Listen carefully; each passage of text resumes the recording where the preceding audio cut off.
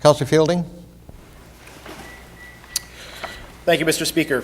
I rise today to, of course, second the motion put forth by Brenda Leipzig. I really believe that the debate here on term limits really boils down to one thing, and that's fairness. We have a number of laws here at City Hall that help ensure that people of all incomes and all backgrounds are able to participate and gain office. For example, our election spending laws ensure that a wealthy individual can't simply come into a ward, whether it be St. James or Charleswood or St. Boniface, and buy a seat for $1 million.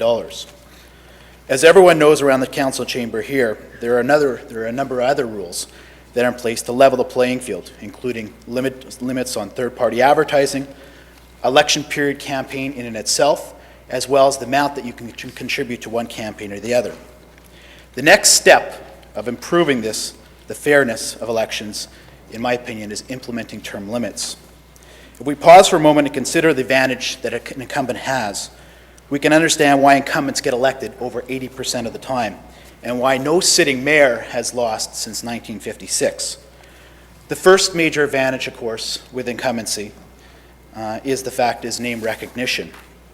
As councillors, we are continuously asked our opinions on different subjects, issues of the day, and from the media. In addition to the numerous media opportunities that are available to us, we often receive public recognition when you go to different public events. Another major advantage that we enjoy is the ability to send out newsletters and correspondence to our constituents on a regular basis. Now, I very much support that element because I think it's important that everyone and your citizens have a say and understand what decisions you're making and how you're doing it. However, I'd also like to note that we generally are the editors of our own newsletters, and quite often could be a little bit biased in terms of our performance down at City Hall. Another advantage is the fact that we have budgets to support community projects that often receive recognition of these when the projects come to fruition. Now, with this, I don't necessarily have a problem, but I want to just point out the fact that there is recognition and people use this as that is a definite advantage in terms of an incumbency. We also take advantage of these benefits, and I feel that they are very important to our constituents, but we cannot ignore the fact that this does lead to unfair advantage, I believe, in terms of incumbents over new people coming in the system.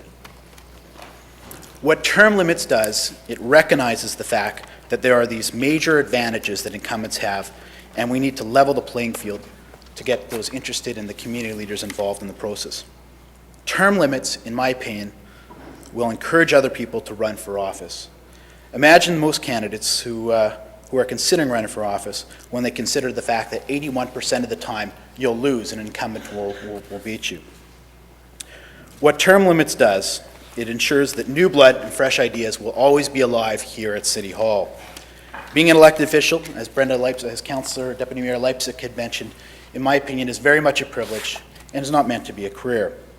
A constant injection of new ideas at City Hall will help ensure that these new ideas and philosophies come to City Hall. For example, during the last election campaign, I proposed evening a week in construction. Now, existing councillors at the time said, no, we can't do it. You know, there's no way we can take a look at it. Well, we know for a fact that we can do it. We will be doing it this year, and the citizens of Winnipeg will be very much the benefit of that. Term limits gives everyone a better chance of helping improve our economy. I myself have committed to running for 2 terms in office, but very much support the 3 terms, 12 years for members of council as well as mayor. I think that's a fair process. Some have made the argument that it will take new councillors some time to make a difference here at City Hall. And sure, I can agree with that. You know, 100%. It takes some time to understand the process, whether it be process, whether it be policy, whether it be getting to know people in your community or the local issues. But surely to goodness, it's going to take you 6-8 months to figure that out. You know, for 11 years, you can surely get to what you want accomplished at City Hall. And I think at City Hall, more than other levels of government, specifically the provincial system, you can have an impact in your system. You control what goes on in your ward. You have a say in people's everyday life, whether it be a bridge, whether it be a road, whether it be, you name it. City Hall, and your representative, a councillor, has that approach and has that ability. So I can cite also 2 examples of councillors that have made a difference in a year. Councillor Bawadi pushed the barricades at McIver, and was very successful within his first year. I mentioned my evening and week in construction, so you can get on, within an early period of time, start making a difference here as a council. Many people suggested by defeating a 26-year incumbent that I'm an example why term limits are not needed. So let me tell you a little bit about my experience. I first became involved in politics close to 15 years ago. When I decided to run, I had the benefits of being involved in my community for a long period of time, living in my community, had existing political connections and networks. I started the process more than a year in advance and was able to meet with community leaders and form a campaign team.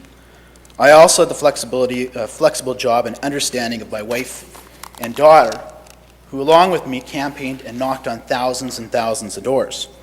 The hard work paid off, but the reality is most people do not have the same circumstances that I do, and thus the system is closed to them. Every block out there, every community, we know leaders. You might be that guy in your street that organizes the barbecue or volunteers at the ringette or organizes the block party. I've got one on my street. I'm sure that you guys all know them as well. What term limits does, it gives these type of people an opportunity to become leaders at City Hall. The current system doesn't allow for that. Some point to the provincial and federal systems and say, well, you know what, they don't have term limits as well. Well, we need to point out to the fact that this chamber is not based on a party system. Provincial and federal representatives are consistently thrown out of office when you decide your time is up. Two examples, this is the federal Conservatives in 1993, were reduced from a majority to 2 seats. The NDP in BC in 2001 were reduced from a healthy majority to 2 seats. My question to the council, to the chamber is, when is the last time the chamber had such a dramatic change at City Hall? You know, this isn't a partisan issue. The President of Russia, the President of the United States have term limits. So are the leaders of the Philippines, Mexico, Germany, Finland, Brazil, and the list goes on and on. In fact, term limits date back to the beginning of our democracy, whether it be ancient Greece or Rome. In the United States, over 40 different states have term limits, where 17,000 municipal and county officials are mandated by term limits in 2,900 jurisdictions. Cities such as New York, Kansas City, Dallas, Denver, Austin, San Francisco, and Los Angeles all have term limits. And the argument that somehow the city was going to fall apart if you have councillors that serve for an 8 or 12-year period hasn't bared fruit in these cities. So that's why I believe we can do it here. Locally, who would have thought that Union President Paul Moist, who's now with the Canadian Federation, as well as Chamber of Commerce President Dave Angus would agree on an issue? On the other side of the issue, who would have thought that Jenny Gerbasi, Councillor Gerbasi, and Tom Broadbeck would agree on the same issue?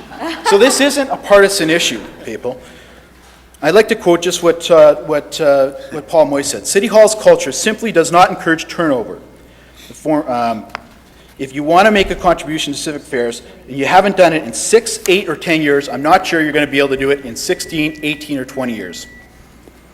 Councillor Steeves moves extension of time of 2 minutes. All in favour, contrary carried. If there's one last reason to support this motion, let it be said that the people of the City of Winnipeg want this to happen. In 3 different opinion polls, in 2002, the Chamber of Commerce found that 83% of their members supported term limits. In 2004, the Free Press looked at this issue, and 95% of people that responded back supported term limits. And lately, in the last 2007, over 84% of our members supported term limits.